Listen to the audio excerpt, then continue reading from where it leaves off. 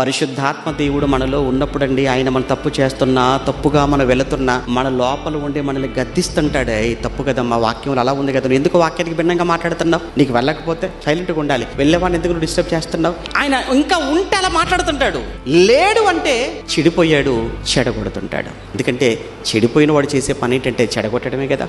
అందుకు చెప్తున్నాను, పరిశుద్ధాత్మ దేవుడు ఈరోజు మీలో ఉన్నాడా? పరిశుద్ధాత్మ దేవుడు ఉన్నాడో లేడో ఒకసారి చెక్ చేసుకోండి. మనలో పరిశుద్ధాత్మ దేవుడు ఉండాలి.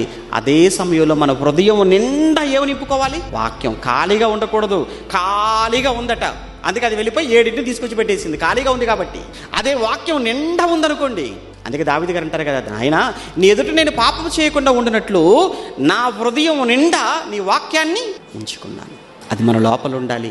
ఆ ఉన్న వాక్యమే నీకు గుర్తు చేస్తూ ఉంటాడు. పరిశుద్ధాత్మ దేవుడు గుర్తు చేస్తూ ఉంటాడు, ఏయ్ తప్పు చేస్తున్నావు, వెళ్ళు, చేయకు,